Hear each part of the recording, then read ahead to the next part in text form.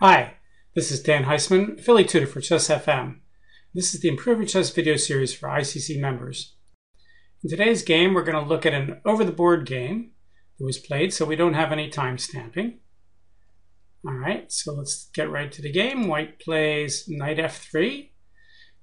Theoretically, this is the ready opening, but of course, it can transpose into a million things. For instance, Vladimir Kramnik has been known to use knight f3 to transpose into a variety of d-pawn openings where he's forcing the opponent to play the kind of lines that he wants to play. So it's extremely transpositional, and black, of course, has many, many moves here. Black can, play knight f6, he can play d5, he can play c5, offering a Sicilian, of course. He could even play like d6 if he wants and be flexible. He can play e6. There's a whole bunch of moves he could play here that are reasonable. Black plays an interesting move. He plays f5.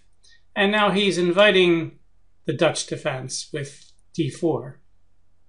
But white obviously has prepared for when people play f5 against his knight f3s. And he plays a really rare line. He plays the gambit e4, which on the surface doesn't look safe. But of course, if you've prepared this, then you know what you're getting into. I couldn't remember the name of this gambit, so I had to look it up. According to my source, it's called the Pirtz-Lysitsyn gambit, or just the Lysitsyn gambit.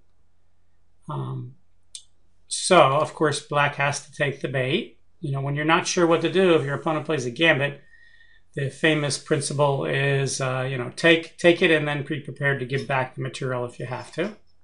So black takes the pawn, and white plays knight g5, and now black has some natural moves. He can guard the e-pawn with d5, he can guard the e-pawn with knight f6.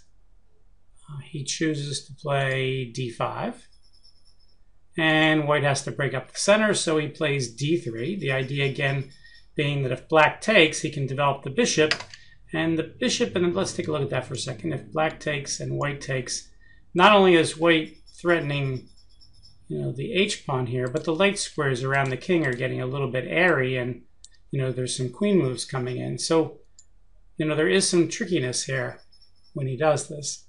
So I let the computer think for a while on this position. I didn't look it up in the book. And the computer actually likes this interesting counter-sacrifice, e3, with the idea that after bishop takes, he gets a chance to play e5 and get the big center. And the computer says this position is about even. Instead, black plays another reasonable move. I don't know if black knew the book or not, but he plays a move that's also very reasonable, so it could be booked. He plays queen to d6. And computer says, yeah, white has a slight advantage. And now the move that keeps the slight advantage is knight to c3, continuing the pressure of the light squares. And if white would play that, he could get his small advantage out of the opening. Instead, white takes the pawn, which would be good if black is forced to take back, and then black would end up with an isolated pawn on e7. The problem is that black can immediately get rid of the defender on e4. So let's say black doesn't do that. Let's say black plays another move. Let's say he plays knight to f6, which is not nearly as good. Then white could take the pawn, and if black takes back, white's simply going to trade queens. He's got the better pawn structure, but he's also got more time here. He attacks the knight and pins it sort of to the attack on f7. If the knight moves, then maybe knight f7 will cause the rook some problems. So black would play something like e6, and now knight c3.